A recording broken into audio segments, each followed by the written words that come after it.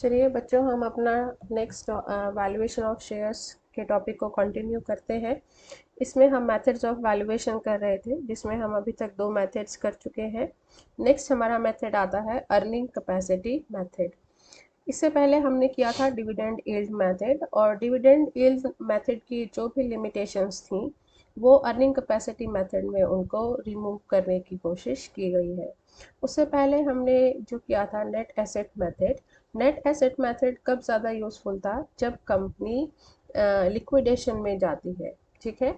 लेकिन अगर कोई कंपनी लिक्विडेशन में नहीं जा रही, वो नॉर्मल अपना बिजनेस कर रही है, नॉर्मल बिजनेस के लिए वहाँ पर ये देखना ज़रूरी होता है कंपनी को अपने शेयर का वैल्यूएशन के लिए कि उसमें वो कितना डिविडेंड दे रही है अपने शेयर होल्डर्स को। और उसके बाद डिविडेंड यील्ड मेथड के बाद जो एक इम्पॉर्टेंट मेथड है शेयर की वैल्यूएशन का, वो है हमारा अर्निंग कैपेसिटी मेथड।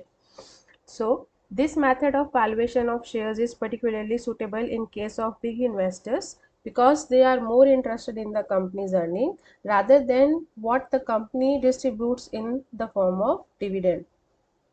जो भी बिग इन्वेस्टर्स होते हैं, जो भी कंपनी में इन्वेस्टमेंट करते हैं, तो वो ये नहीं देखते कि कंपनी कितना डिविडेंड पे कर रही है, रादर वो ये देखते हैं कि कंपनी में अर्निंग कैपेसिटी कितनी है। मतलब कि अभी हो सकता है कि किसी रीज़न की वजह से या किसी खास इंसिडेंट की वजह से कंपनी के अंदर प्रॉफिट कम हुए हो और डिविडेंड कम डिस्ट्रीब्यूट किया जा रहा हो, लेकिन अदरवाइज उसकी कैपेसिटी, जो कंपनी का पोटेंशियल है अर्निंग का, वो ज़्यादा अच्छा हो सकता है।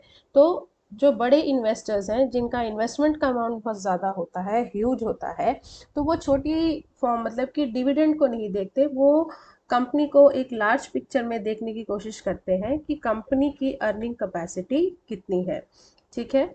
So this method covers up some of the limitations of the yield method. This method assumes that the company will continue to operate its business in near future. Hence, in this method, the rate of earning is compared with the normal rate of return prevailing in the industry.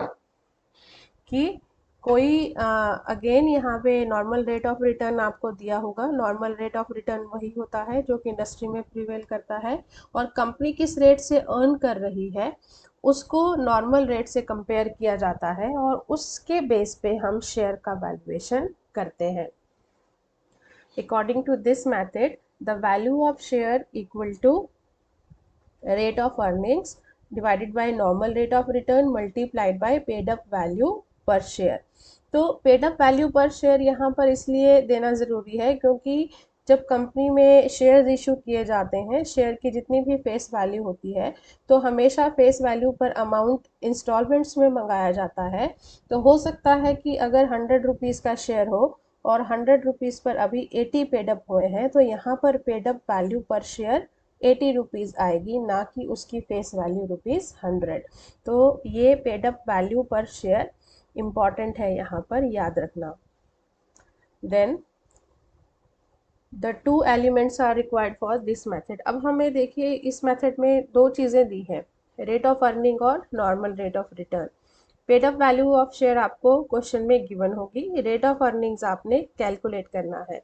Rate of earnings कैसे calculate करना है? पहले देखना होगा कि company की earnings कितनी है, ठीक है, और उन अर्निंग्स, टोटल अर्निंग्स कितनी है, और टोटल अर्निंग्स का फिर आपको रेट यानी कि परसेंटेज कैलकुलेट करना है। वो कैसे होगा? सबसे पहले देखिए, the profit rate of earning क्या होता है? The profits earned or estimated future earnings are compared with the net capital employed in the business gives the rate of earnings. The formula is as follows. Formula क्या है rate of earning का? Estimated future earnings divided by capital employed multiplied by 100। कि company में future earnings का estimation क्या है, और future earning का एस्टिमेशन हम कैसे करते हैं? अपने पास्ट एक्सपीरियंस से, यानी कि हमारे पिछले एक्सपीरियंस क्या रहे हैं, पिछले कंपनी में प्रॉफिट्स क्या रहे हैं, उसके बेस पर हम देखते हैं कि कंपनी में फ्यूचर अर्निंग्स क्या हो सकती हैं, ठीक है, उसका एस्टिमेशन लगाया जाता है। और फ्यूचर अर्निंग जो अर्निंग्स होती हैं, अर्निंग्स किसके ऊपर कैलकुलेट की जाती हैं? कैपिटल एम्प्लॉयड, कि कितना कैपिटल लगा है और उसके ऊपर कितनी अर्निंग्स हैं, देन मल्टीप्लाइड बाय 100, तो हमारे पास आ जाता है rate of earnings. Further 2 elements are required for calculation of rate of earnings. आपको और क्या कैलकुलेट करना है रेट ऑफ अर्निंग्स के लिए? Estimated future earnings. यहाँ पर आपको एस्टिमेटेड फ्यूचर अर्निंग्स कैलकुलेट करनी होगी। वो कैसे होंगी? आपको कुछ एडजस्टमेंट्स करनी है, जैसे हमने फर्स्ट चैप्टर में भी की थी। अर्निंग्स को कैलकुलेट करने के लिए कुछ हम एडजस्टमेंट्स करते थे। जब हमने वैल्यूएशन ऑफ गुडविल का चैप्टर किया था, उसका टॉपिक किया था, तो हम वहाँ पर भी कुछ जो हमने प्रॉफिट्स लिए थे, हम प्रॉफिट्स कैलकुलेट करते थे, एवरेज प्रॉफिट, उसमें हम कुछ एडजस्टमेंट्स करते थे। तो इन द सेम मैनर यहाँ पर भी हमें एडजस्टमेंट करनी है। तो सबसे पहले देखिए क्या है, the abnormal losses if any adjusted form of profit should be added back to the profit. अगर कोई एबनॉर्मल प्रॉफिट है, मीन्स कि वो नॉर्मल नेचर का नहीं है, हमेशा नहीं होगा, किसी साल बाई चांस हो गया, तो वो एबनॉर्मल लॉस जो है वो हम प्रॉफिट्स में ऐड कर देते हैं, क्योंकि उस एबनॉर्मल लॉस की वजह से उस साल का प्रॉफिट कम हुआ है, but it's not a normal feature, then this profit should be added back to the profits.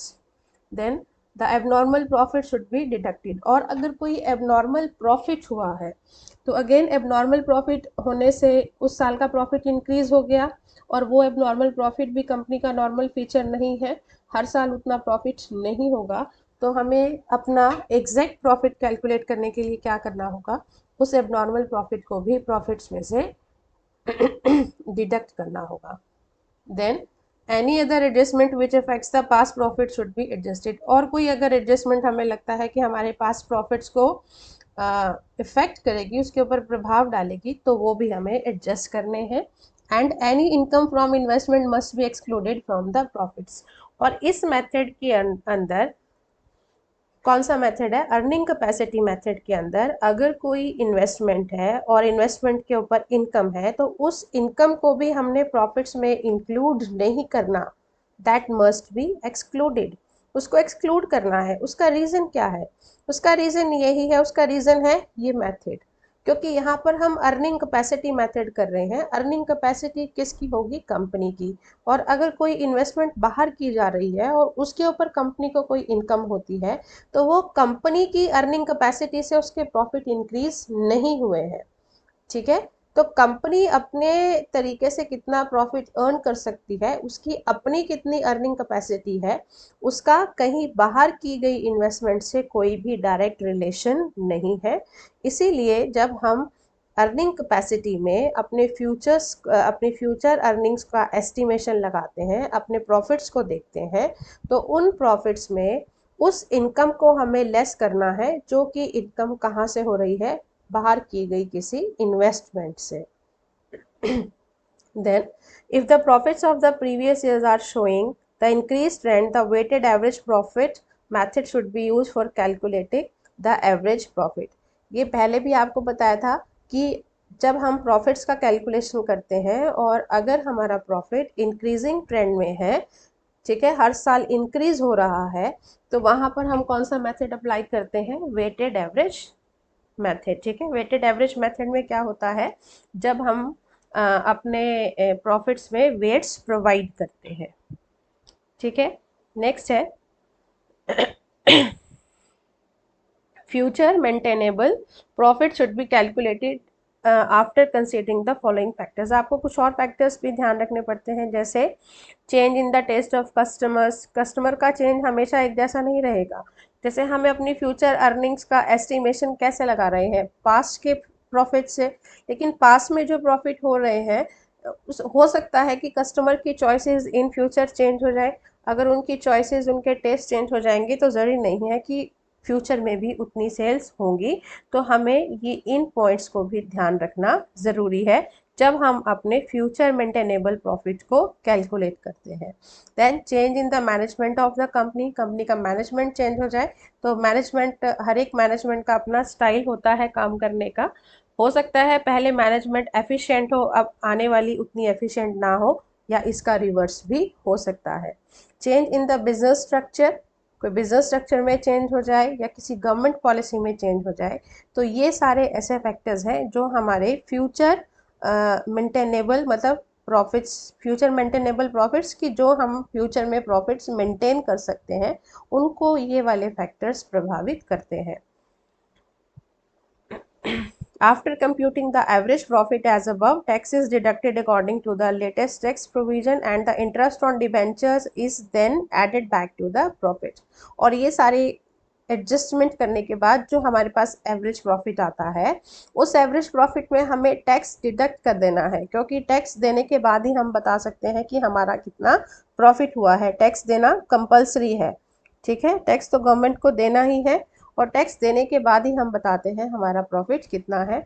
उसके बाद अगर कोई डिबेंचर्स के ऊपर इंटरेस्ट था, ठीक है, और वो इंटरेस्ट अगर लेस किया हुआ था प्रॉफिट्स में से, तो हमें उन इंटरेस्ट को ऐड कर देना है। क्यों? क्योंकि डिबेंचर भी एक तरीके से कैपिटल का ही फॉर्म है, ठीक है। जब हम मेथड करते हैं अर्निंग कैपेसिटी मेथड, तो अर्निंग कैपेसिटी मेथड में हम देखते हैं कि अर्निंग्स कितनी है और अर्निंग का रेट कैलकुलेट करने के लिए हमें बेस क्या लेना होता है, कैपिटल एम्प्लॉयड। तो कैपिटल एम्प्लॉयड की जब हम बात करते हैं तो debenture is also a kind of A capital. तो उस कैपिटल के ऊपर जो भी इंटरेस्ट दिया गया है उसको हमने प्रॉफिट्स में दोबारा से ऐड कर देना है। इसके बाद आता है कैपिटल एम्प्लॉयड। कैपिटल एम्प्लॉयड कैसे कैलकुलेट कर सकते हैं? कैपिटल एम्प्लॉयड कैलकुलेट करने के लिए आपको कुछ सबसे पहले तो यही आपको ध्यान रखना है कि हमेशा आपको जो एसेट्स लेनी है, asset should be taken on the market value, ठीक है, और उसमें से फिर हमने करंट लायबिलिटीज़ को लेस कर देना है। Capital employed is equal to total of the assets minus current liability, और जो एसेट्स हैं हम वो किस पर लेते हैं, उनकी मार्केट वैल्यू पर। लेकिन इसमें कुछ आपको पॉइंट्स ध्यान रखने हैं। वो पॉइंट्स क्या होंगे? द अमाउंट ऑफ डिबेंचर और preference shares is not deducted from the total of assets. Total assets में से हम इनको डिडक्ट नहीं करेंगे। क्यों नहीं करेंगे? क्योंकि ये भी हमारी कैपिटल का फॉर्म है, ठीक है। Goodwill is also included in the asset, और गुडविल को भी एसेट में इंक्लूड करेंगे। क्यों? क्योंकि गुडविल भी अपने आप में एक एसेट है, उसकी वैल्यू है, चाहे इंटेंजिबल है, लेकिन गुडविल भी बिजनेस के अंदर उसकी अर्निंग कैपेसिटी को इफेक्ट करती है, तो गुडविल को भी इंक्लूड किया जाएगा। Investment outside the business are not included in the value of asset. तो एसेट्स के अंदर हम इन्वेस्टमेंट जो कि बाहर की गई है बिजनेस से, उसको इंक्लूड नहीं करेंगे।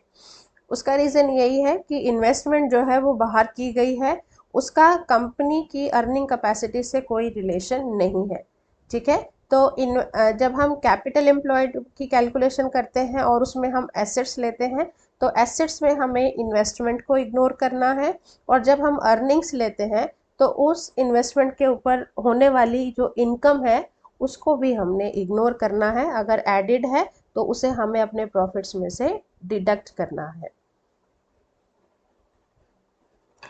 और एक इसमें हमें चाहिए नॉर्मल रेट। नॉर्मल रेट जो है वो आपको क्वेश्चन में गिवन होगा, ठीक है। This rate is different in different industry, और हर एक इंडस्ट्री का जो नॉर्मल रेट ऑफ रिटर्न है वो डिफरेंट होता है। तो earning capacity method is summarized as follows. इसको हम फिर कैसे बता सकते हैं? Value of share is equal to rate of earning divided by normal rate of return multiplied by 100। लेकिन इसमें हमें रेट ऑफ अर्निंग चाहिए, तो रेट ऑफ अर्निंग कैसे कैलकुलेट करेंगे? Rate of earning equal to profit earned divided by capital employed multiplied by 100। 100 से क्यों multiply कर रहे हैं? क्योंकि हमें रेट निकालना है। लेकिन यहाँ पर हमें 100 यहाँ लिख दिया है, बट यहाँ पे जब हम वैल्यू ऑफ शेयर कैलकुलेट करते हैं, this is multiplied by paid up value per share. अगर फुली पेड अप है, 100 का शेयर है, तो then it can be taken as 100। लेकिन पेड अप वैल्यू लेते हैं, अगर 100 का शेयर अगर 80 पेड अप है, देन इट शुड बी 80 है। तो यहाँ पर 100 की जगह हम लिख सकते हैं paid up value per share. तो इसके बाद हमें प्रॉफिट अर्न कैलकुलेट करना है। Profit earned equal to profit after tax but before interest on debenture and preference dividend. Profit कौन सा लेना है? जो टैक्स के बाद का है, लेकिन डिबेंचर्स का इंटरेस्ट और प्रेफरेंस का डिविडेंड उसमें ऐड होना चाहिए उससे पहले, ठीक है। या प्रॉफिट अर्न और कैसे कैलकुलेट कर सकते हैं? Profit earn during the year minus interest on debentures minus tax plus interest on debentures. अगर एक बार माइनस किया है तो उससे दोबारा से हमने ऐड कर देना है। तो नेट कैपिटल एम्प्लॉयड कैसे कैलकुलेट करते हैं, उसका फॉर्मूला भी सिंपल है, हम काफ़ी बार ये कर चुके हैं। Fix asset plus current assets minus current liabilities. चलिए इसका हम क्वेश्चन देखते हैं, इसकी illustration practical question. Following was the balance sheet on of X limited as on 31st March 2008। Share capital 60,000, equity shares of 10 each, general reserve, debentures, current liabilities, assets including goodwill ₹10 lakh. और additional information में आपको बताया है the market value of half of the asset is 20% higher, कि जो assets हैं half assets मतलब total assets कितनी है 10 लाख, इसकी हाफ कितनी हुई 5 लाख। ठीक है, तो the market value of half of the assets is 20% higher, उनकी वैल्यू 5 लाख रुपीस की जो एसेट्स है उनकी मार्केट वैल्यू 20% हायर है, ज़्यादा है। The company earns a profit of 3,66,000 per annum after interest on debenture but before tax। ठीक है, कंपनी का जो प्रॉफिट है वो क्या है 3,66,000 है पर एनम, बट ये क्या है after interest on debenture but before tax. तो हमें इसका रिवर्स लेना है, रिवर्स क्या लेना है, before interest on debentures but after tax. तो हम इसकी एडजस्टमेंट यहाँ पर अभी करेंगे। 12% is the normal rate of return in such companies. Assume income tax at 50%, और इनकम टैक्स का रेट हमें बताया है 50%। Calculate the value of share of the company with the earning capacity method. तो अर्निंग कैपेसिटी मेथड से करना है। Earning capacity method के लिए सबसे पहले आपको क्या चाहिए, calculation of profit earn. Profit कितना अर्न कर रही है कंपनी, 3,66,000 ये गिवन है, 3,66,000, बट ये आपको दिया है after interest on debenture but before tax. तो हमने इसका रिवर्स करना है, पहले हमने इसमें से टैक्स माइनस कर देना है, आफ्टर टैक्स लेना है। टैक्स रेट कितना है 50%, तो 3,66,000 का 50% कर दिया 1,83,000, तो प्रॉफिट आफ्टर टैक्स हमारे पास कितना आ जाएगा 1,83,000। और अब हमें डिबेंचर्स का इंटरेस्ट उसमें ऐड कर देना है, क्योंकि इस प्रॉफिट में डिबेंचर का इंटरेस्ट जो है उस डिडक्ट किया हुआ है उसके बाद बताया है। तो डिबेंचर्स का इंटरेस्ट कितना है यहाँ पे कैलकुलेट कर सकते हैं, 10% डिबेंचर्स और टोटल कितने के हैं 1,50,000 के, तो 1,50,000 का 10% कितना हुआ 15,000। तो interest on debentures 10% on rupees 1,50,000, तो 15,000 हमने क्या किया ऐड कर दिया, तो हमारे पास प्रॉफिट आ गया, profit after tax but before interest.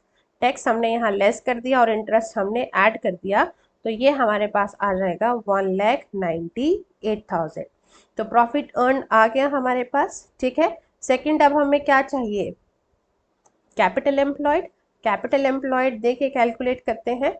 Capital employed calculate करने के लिए एसेट्स हमें कितनी दी है बैलेंस शीट में 10 लाख, लेकिन आपको बताया है कि जो 50% एसेट है हाफ ऑफ द एसेट उनकी मार्केट वैल्यू 20% ज़्यादा है। तो 10 लाख का 50% हुआ 5 लाख, 5 लाख का 20% 1 लाख।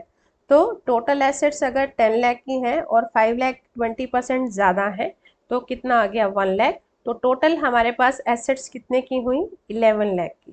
ठीक है, एसेट्स हमारे पास है 11 lakh minus current liabilities. Current liabilities आपको क्वेश्चन में गिवन है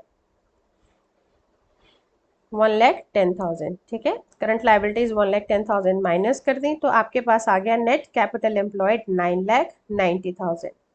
अब हमें क्या चाहिए, rate of earning. Rate of earning कैसे कैलकुलेट करेंगे, प्रॉफिट अर्न, कितना कंपनी प्रॉफिट अर्न कर रही है, divided by net capital employed, कितना कंपनी में कैपिटल लगा है, मल्टीप्लाइड बाय 100। अब इसको 100 से मल्टीप्लाई करना है क्योंकि हमें यहाँ पर रेट लेना है।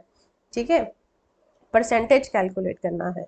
तो प्रॉफिट अर्न हमने कैलकुलेट किया था 1,98,000, कैपिटल एम्प्लॉयड भी हमने कैलकुलेट कर लिया 9,90,000 multiplied by 100, this is equal to 20%। So rate of earning is 20%। Next है वैल्यू ऑफ शेयर। शेयर की वैल्यूएशन कैसे करनी है इस मेथड के अकॉर्डिंग, क्या फॉर्मूला है, rate of earning divided by normal rate of return multiplied by paid up value per share.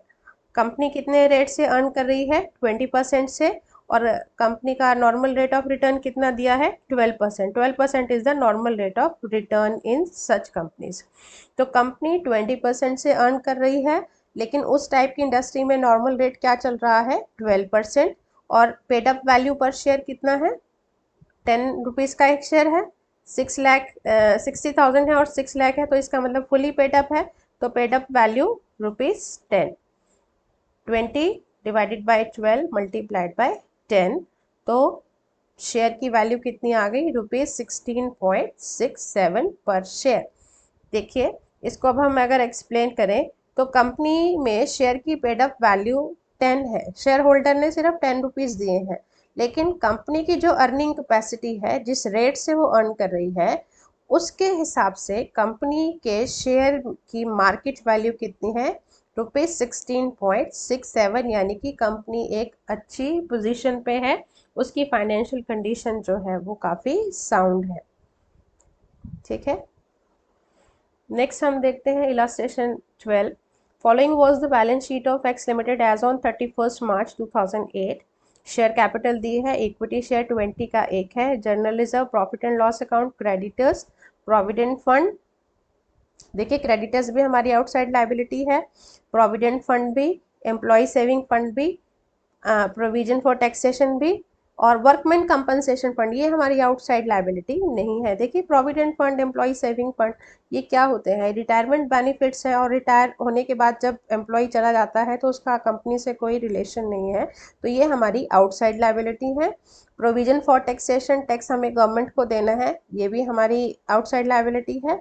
Workman compensation fund, workman compensation fund क्या होता है कि अगर काम करते हुए किसी वर्कर को कोई चोट लग जाती है या कोई नुकसान हो जाता है, कोई एक्सीडेंट हो जाता है, तो उसमें उसको कंपनसेट किया जाता है, तो ये हमारी आउटसाइड लाइबिलिटी नहीं है, तो वर्कमैन कंपनसेशन फंड को हम उसमें इंक्लूड नहीं करेंगे। Then depreciation fund, fix asset, stock, debtors, cash, preliminary expenses. जब हम एसेट्स का कैलकुलेशन करेंगे, ठीक है, तो हम प्रिलिमिनरी एक्सपेंसेस को इंक्लूड नहीं करेंगे क्योंकि ये हमारी फिक्टिशियस एसेट है। All the assets are worth their book value except fixed asset, which on recent valuation are worth ₹19,20,000। Fix asset की वैल्यू वैसे बैलेंस शीट में गिवन है 12 लाख, लेकिन मार्केट वैल्यू कितनी है, जब उसका रिसेंट वैल्यूएशन किया गया तो मार्केट में उनकी वैल्यू कितनी है 19,20,000।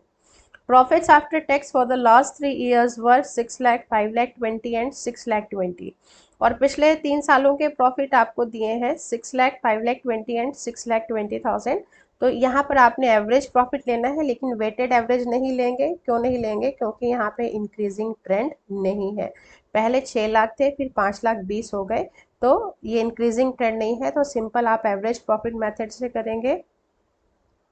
The published market price of share of a company doing similar business is 4 times its paid up value on the basis of 36% dividend। तो यहाँ पे हम यहाँ normal rate of return calculate कर सकते हैं। ठीक है, इस इंफॉर्मेशन से देखिए अभी कैसे करेंगे, क्वेश्चन में देखते हैं। Find out the value of the share on the basis of net capital employed. Net capital employed का मतलब यही होता है हमारा अर्निंग कैपेसिटी मेथड।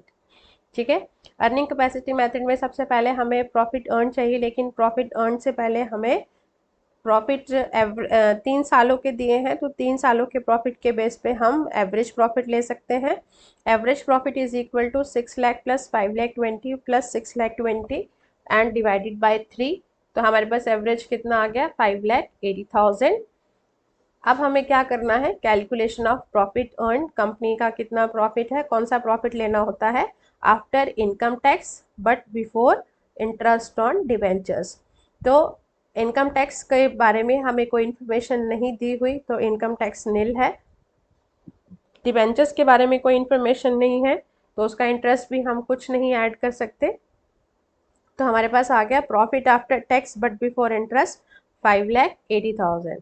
ठीक है, नेक्स्ट स्टेप पे हमें क्या करना है, calculation of capital employed. Capital employed कैसे कैलकुलेट करनी है, आपको फिक्स एसेट लेनी है, current assets minus current liabilities. ठीक है, आउटसाइड लायबिलिटीज। तो आपको फिक्स एसेट कितनी बताई है इन्फॉर्मेशन में 19,20,000, फिर स्टॉक आपको बैलेंस शीट में गिवन है, डेटर्स हैं 3,60,000 के, कैश है 1,60,000 का, और एक प्रिलिमिनरी एक्सपेंसेस दिए थे वो मैंने आपको बता दिया कि वो इंक्लूड नहीं करने हैं। नेक्स्ट हमें लाइबिलिटीज़ को लेस करना है, क्रेडिटर्स है, प्रोविडेंट फंड है, एम्प्लॉय सेविंग फंड है, प्रोविजन फॉर टैक्सेशन है, ठीक है। तो ये सब लेस करने के बाद हमारे पास नेट कैपिटल एम्प्लॉयड कितना आ जाता है, 29 लाख। तो ये प्रॉफिट अर्न है, और कितने, 5,80,000। तो 5,80,000 प्रॉफिट कितनी कैपिटल के ऊपर अर्न किया जा रहा है, 29 लाख पर। इसका परसेंटेज निकाल लेंगे, तो रेट ऑफ अर्निंग मतलब परसेंटेज मल्टीप्लाइड बाय 100 कितना आ गया, 20%। तो 20% से कंपनी अर्न कर रही है। लेकिन नॉर्मल रेट क्या है, नॉर्मल रेट के बारे में आपको इंफॉर्मेशन क्या दी हुई थी, for 36% dividend value of share is 4 times, कि अगर 36% से डिविडेंड दिया जाता है तो शेयर की वैल्यू 4 टाइम्स है, ठीक है। So the normal rate of return is 36% divided by 4, this comes at as 9%। तो नॉर्मल रेट ऑफ रिटर्न हमने कितना कैलकुलेट किया है, 9%। सो नेक्स्ट स्टेप पे क्या करेंगे, calculation of value of share. Value of share कैसे कैलकुलेट करते हैं, rate of earning divided by normal rate of return multiplied by paid up value of share. Rate of earning कितनी है, company कितने rate से अर्न कर रही है, 20% से, और नॉर्मल रेट ऑफ रिटर्न कितना है, 9%, ठीक है। और paid up value per share कितनी है, पेड अप वैल्यू आपको बताया है 20 रुपीज़। 20 रुपीज़ का शेयर है, 50,000 है, 10 लाख है, यानी कि फुली पेड है। तो पेड अप वैल्यू कितनी है, 20। तो इसके बेस पे हमारे शेयर की वैल्यू कितनी आ रही है, 40 रुपीज़ 44.44 पर शेयर, ठीक है। तो देखिए कंपनी में वैसे तो शेयर की फेस वैल्यू है ₹20 और 20 फुली पेड अप है, ठीक है। लेकिन कंपनी जिस रेट से अर्न कर रही है, कंपनी तो 20% से अर्न कर रही है और मार्केट में चल रहा है 9%, तो काफ़ी ज़्यादा डिफरेंस है। और इसी डिफरेंस की वजह से उनकी वैल्यू में भी डिफरेंस आ रहा है कि 20 रुपीज़ के शेयर की मार्केट वैल्यू उनकी अर्निंग के बेस पर कितनी हो चुकी है, ₹44.44 इंक्रीज हो चुकी है, ठीक है। चलिए नेक्स्ट इलस्ट्रेशन देखते हैं, 13। Following was the balance sheet of X Limited as on 31st March 2008. Share capital 60,000, equity share of 20 each, general reserve, debentures, current liabilities, assets including goodwill आपको दिया है, और आपको बताया है the market price of half of the asset is 20% higher। इस type के आप क्वेश्चन अभी बहुत बार कर चुके हैं कि एसेट्स की जो हाफ है वो उसका वैल्यू 20% ज़्यादा है।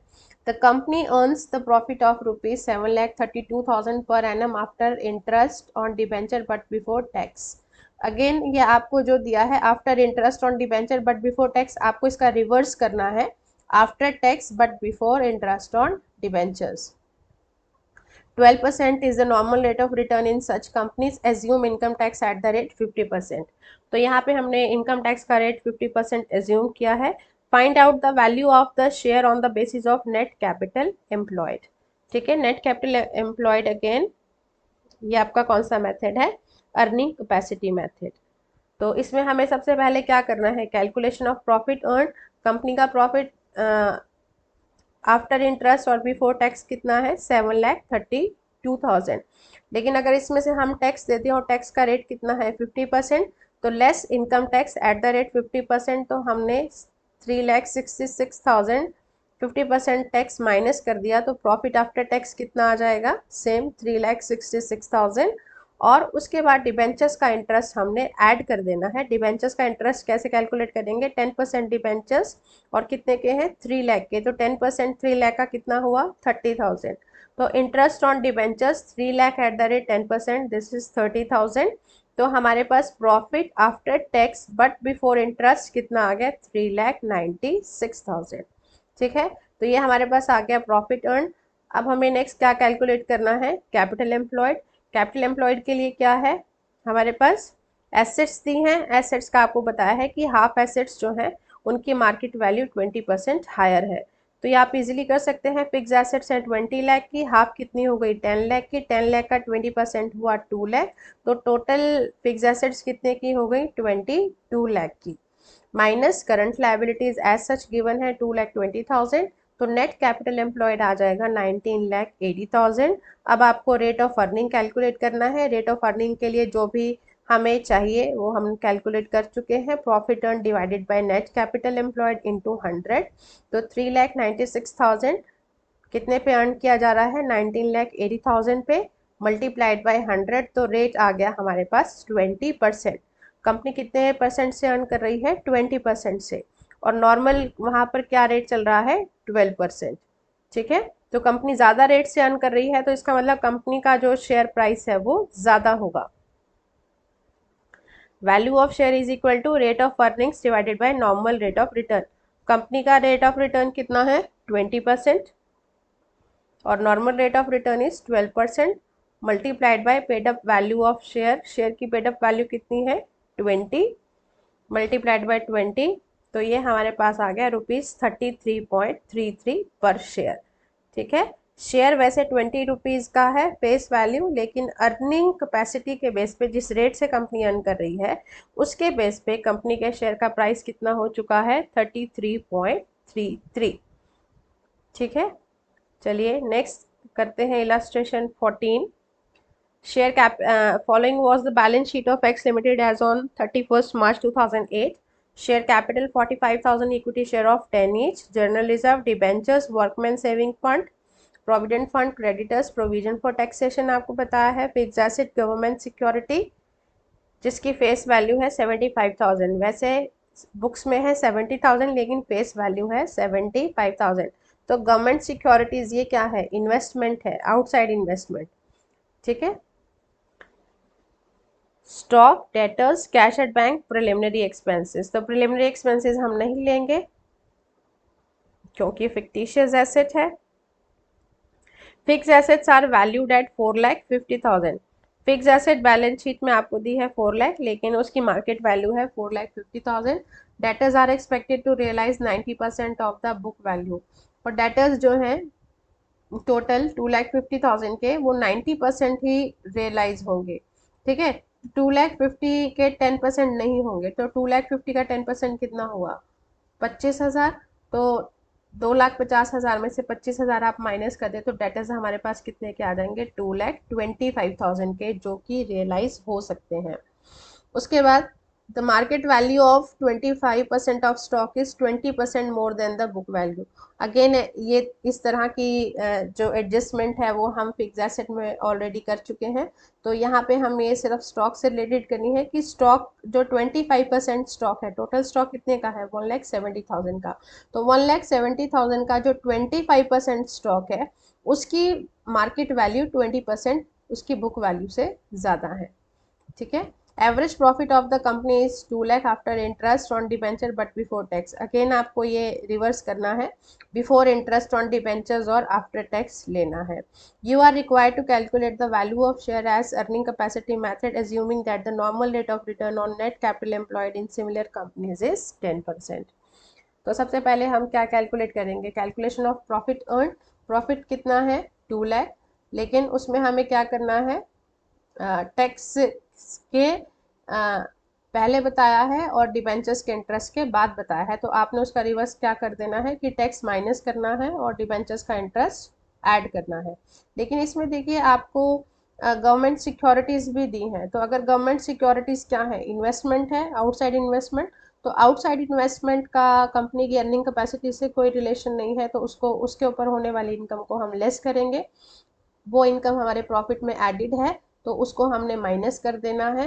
तो कितनी है इनकम इन्वेस्टमेंट के ऊपर 10% से है, तब 10% गवर्नमेंट सिक्योरिटी, तो हम जो भी परसेंटेज लेते हैं वो हमेशा फेस वैल्यू पर लेते हैं। फेस वैल्यू कितनी है 75,000, तो 10% का 75,000 का 10% हुआ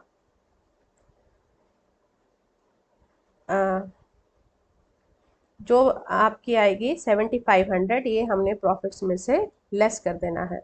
हमारे पास प्रॉफिट आ गए, profit after tax before profit after interest but before tax 2 lakh, इसमें से सबसे पहले हम क्या एडजस्टमेंट करेंगे कि इनकम फ्रॉम इन्वेस्टमेंट जो कि 10% से है उसको लेस कर देना है, ये आएगा 1,92,500। उसके बाद 50% का टैक्स, हालांकि हमें क्वेश्चन में नहीं दिया हुआ, ये हमने एज्यूम किया है, एज्यूम्ड है इनकम टैक्स 50%, तो 50% हमने टैक्स दे दिया। तो 50% टैक्स देने के बाद प्रॉफिट आफ्टर टैक्स कितना हुआ 96,250। और डिबेंचर्स का इंटरेस्ट, डिबेंचर्स कितने हैं 2,50,000 के 8% से उनका इंटरेस्ट है, तो 20,000 हमने इंटरेस्ट को ऐड कर देना है। तो हमारे पास अब प्रॉफिट आ गया after tax but before interest 1,16,250। Next step 2 पे हमें क्या करना है, calculation of capital employed. Capital employed हमें लेना है फिक्स एसेट, फिक्स एसेट है हमारे पास 4,50,000 की। स्टॉक, स्टॉक 1,70,000 का है, जिसमें बताया है कि इसका जो 25% है वो 20% ज़्यादा है। तो पहले 1,70,000 का 25% देखिए कितना है 42,500। इसका 20% ज़्यादा है, तो 42,500 अगर 20% इंक्रीज हुआ है तो इसका 20% कितना हुआ 8,500। तो ये 42,500 का ना होके कितने का है 51,000 का है।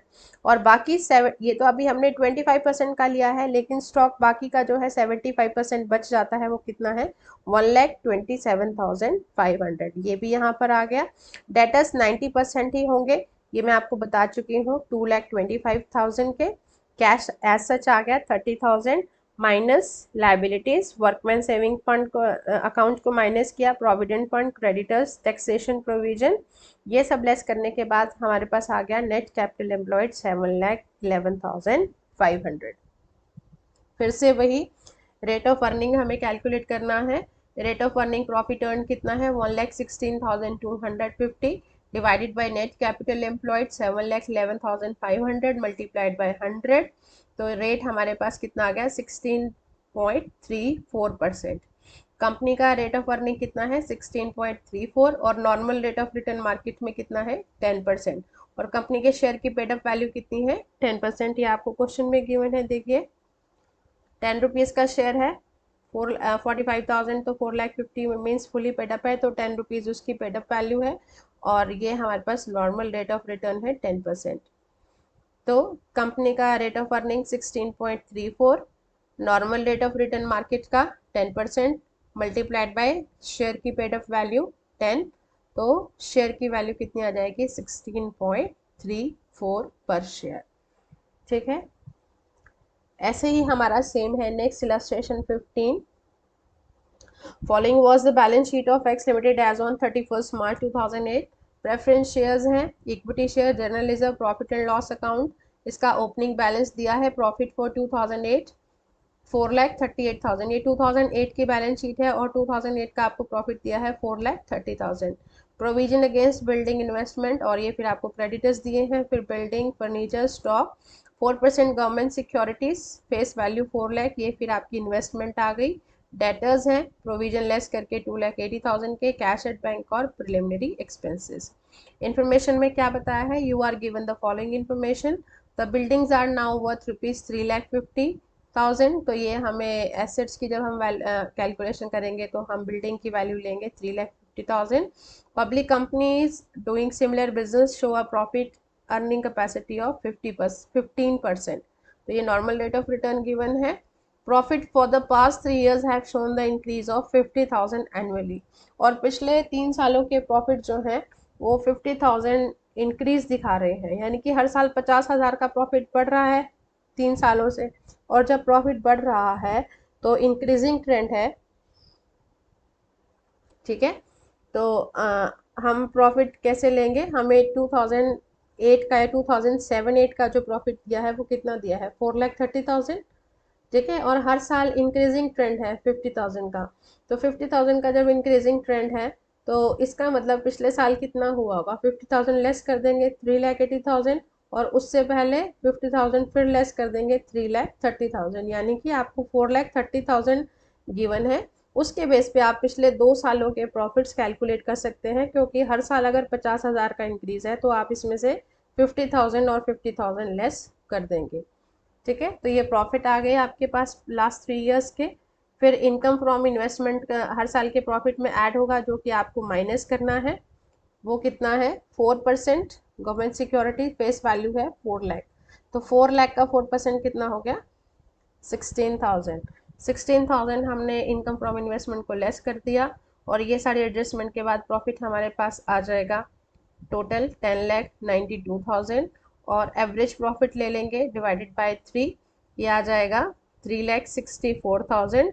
और इनकम टैक्स वैसे क्वेश्चन में गिवन नहीं है बट ये एज्यूम्ड है, 50% हमने एज्यूम कर लिया, तो 1,82,000 हमने टैक्स दे दिया, तो प्रॉफिट आफ्टर टैक्स कितना आ गया 1,82,000।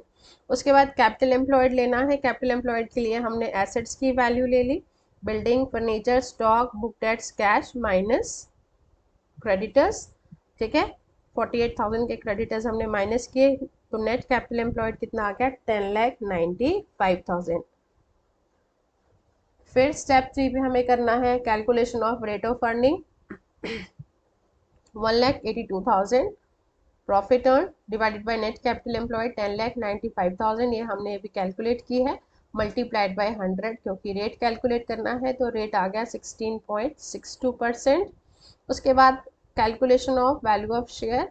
वैल्यू ऑफ शेयर कैसे कैलकुलेट करेंगे, कंपनी का रेट ऑफ अर्निंग कितना है, normal rate of return multiplied by paid up value per share. तो कंपनी कितने रेट से अर्न कर रही है 16.62 से, ठीक है। और नॉर्मली मार्केट में कितना चल रहा है 15% multiplied paid up value per share. तो कंपनी ने कितने शेयर पे कितना वैल्यू पेड अप है 100 है, पूरा पेड अप है, फुली पेड अप, तो शेयर की वैल्यू कितनी आ जाएगी 110.8 पर शेयर। तो ये है आपके प्रैक्टिकल क्वेश्चंस जो कि अर्निंग कैपेसिटी मेथड पर बेस्ड है।